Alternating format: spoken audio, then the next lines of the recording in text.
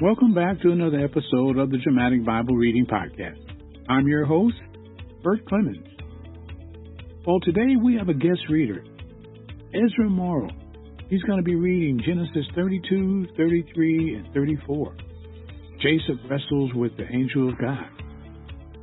Jacob meets Esau. The treachery of Jacob's son.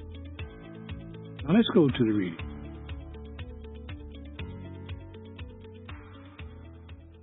Genesis 32. Jacob's fear of Esau. Now as Jacob went on his way, the angels of God met him. And when he saw them, Jacob said, "This is God's camp." So he named that place Mahanaim. Then Jacob sent messengers ahead of himself to his brother Esau in the land of Seir, the country of Edom. He commanded them, saying, "This is what you shall say to my lord Esau.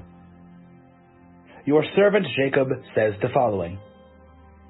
I have resided with Laban, and stayed until now, and I have oxen, donkeys, flocks, and male and female servants, and I have sent messengers to tell my lord, so that I may find favor in your sight." And the messengers returned to Jacob, saying, "We came to your brother Esau, and furthermore he is coming to meet you, and 400 men are with him." Then Jacob was greatly afraid and distressed, and he divided the people who were with him, and the flocks, the herds, and the camels, into 2 companies. For he said, "If Esau comes to the one company and attacks it, then the company which is left will escape." Then Jacob said, "God of my father Abraham, and God of my father Isaac, Lord, who said to me, 'Return to your country and to your relatives, and I will make you prosper,' I am unworthy of all the favor and of all the faithfulness which you have shown to your servant. For with only my staff I crossed this Jordan, and now I have become 2 companies. Save me, please, from the hand of my brother, from the hand of Esau, for I fear him, that he will come and attack me and the mothers with the children.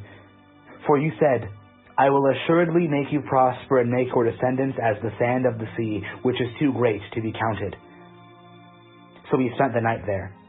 Then he selected from what he had with him a gift for his brother Esau: 200 female goats and 20 male goats, 200 ewes and 20 rams, 30 milking camels and their colts, 40 cows and 10 bulls, and 20 female donkeys and 10 male donkeys. Then he placed them in the care of his servants, every flock by itself, and said to his servants, "Pass on ahead of me, and put a space between flocks." And he commanded the one in front, saying, "When my brother Esau meets you and asks you, saying, 'To whom do you belong, and where are you going, and to whom do these animals in front of you belong?' then you shall say, 'These belong to your servant Jacob. It is a gift sent to my lord Esau, and behold, he also is behind us.'" Then he commanded also the second and the third, and all those who followed the flock, saying, "In this way you shall speak to Esau when you find him. And you shall say, 'Behold, your servant Jacob also is behind us.' For he said, 'I will appease him with the gift that goes ahead of me. Then afterward I will see his face. Perhaps he will accept me.' So the gift passed on ahead of him, while he himself spent that night in the camp. Now he got up that same night, and took his 2 wives, his 2 female slaves, and his 11 children, and crossed the shallow place of the Jabbok. He took them and sent them across the stream, and he sent across whatever he had. Jacob wrestles. Then Jacob was left alone, and a man wrestled with him until daybreak.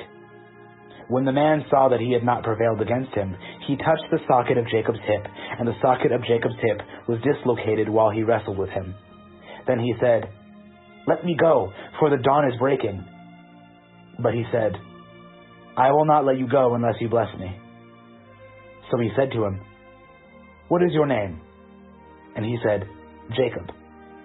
Then he said, "Your name shall no longer be Jacob, but Israel, for you have contended with God and with men, and have prevailed." And Jacob asked him and said, "Please tell me your name." But he said, "Why is it that you ask my name?" And he blessed him there. So Jacob named the place Peniel, for he said, I have seen God face to face, yet my life has been spared. Now the sun rose upon him just as he crossed over Penuel, and he was limping on his hip. Therefore, to this day, the sons of Israel do not eat the tendon of the hip, which is on the socket of the hip, because he touched the socket of Jacob's hip in the tendon of the hip. Genesis 33. Jacob meets Esau. Then Jacob raised his eyes and looked, and behold, Esau was coming, and 400 men with him. So he divided the children among Leah and Rachel and the 2 slave women. He put the slave women and their children in front, and Leah and her children next, and Rachel and Joseph last. But he himself passed on ahead of them and bowed down to the ground 7 times, until he came near to his brother. Then Esau ran to meet him and embraced him, and fell on his neck and kissed him, and they wept. He raised his eyes and saw the women and the children, and said, Who are these with you? So he said, The children whom God has graciously given your servant. Then the slave women came forward with their children, and they bowed down. And Leah likewise came forward with her children, and they bowed down. And afterward Joseph came forward with Rachel, and they bowed down. And he said, What do you mean by all this company which I have met? And he said, To find favor in the sight of my Lord.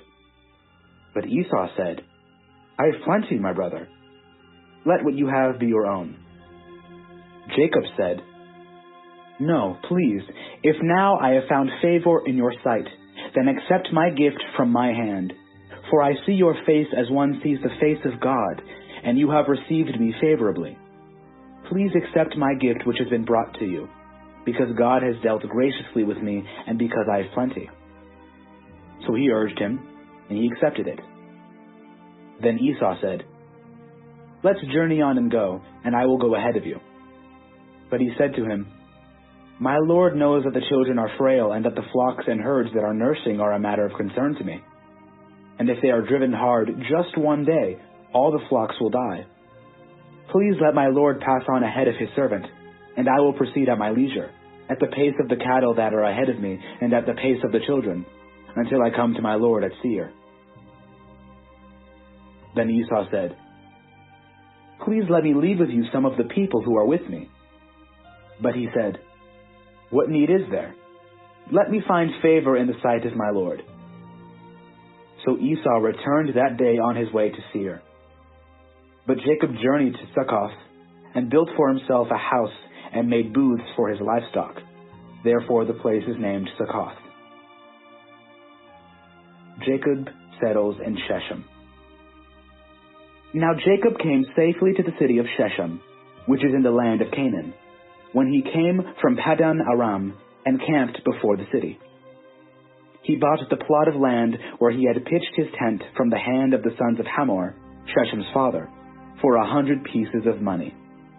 Then he erected there an altar and called it El Elohi Israel. That is the end of Genesis 33.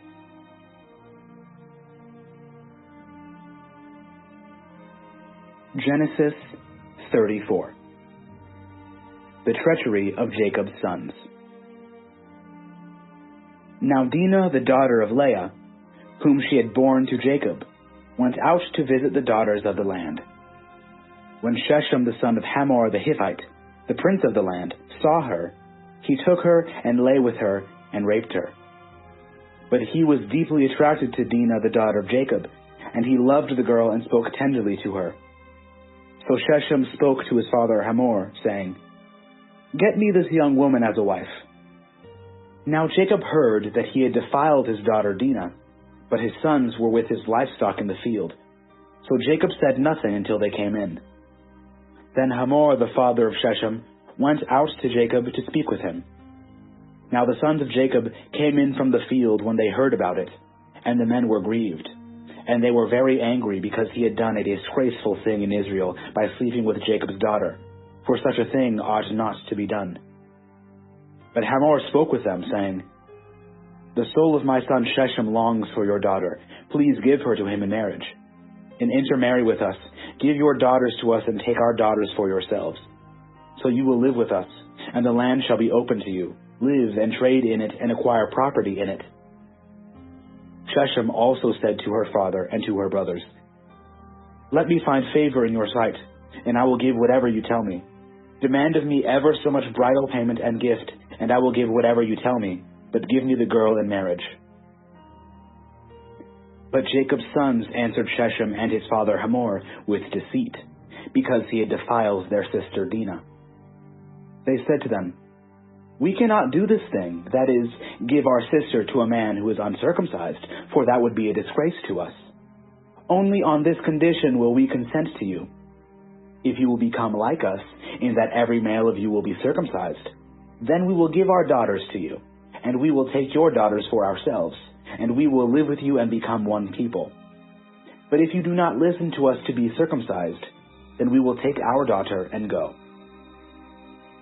Now their words seemed reasonable to Hamor and Shechem, Hamor's son.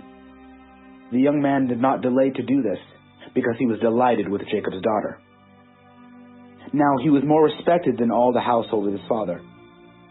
So Hamor and his son Shechem came to the gate of their city and spoke to the people of their city, saying, These men are friendly to us. Therefore let them live in the land and trade in it. For behold, the land is large enough for them. We will take their daughters in marriage and give our daughters to them.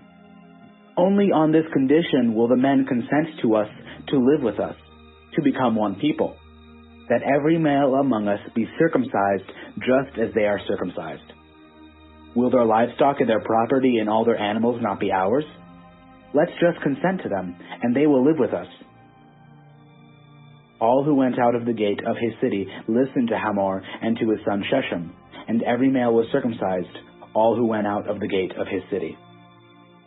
Now it came about on the third day, when they were in pain, that two of Jacob's sons, Simeon and Levi, Dinah's brothers, each took his sword and came upon the city undetected, and killed every male. They killed Hamor and his son Shechem with the edge of the sword, and took Dinah from Shechem's house, and left. Jacob's sons came upon those killed and looted the city, because they had defiled their sister. They took their flocks, their herds, and their donkeys, and that which was in the city and that which was in the field, and they captured and looted all their wealth, and all their little ones and their wives, even everything there was in the houses. Then Jacob said to Simeon and Levi, You have brought trouble on me by making me repulsive among the inhabitants of the land, among the Canaanites and the Perizzites. And since my men are few in number, they will band together against me and attack me, and I will be destroyed, I and my household. But they said, Should he treat our sister like a prostitute? That is the end of Genesis 34.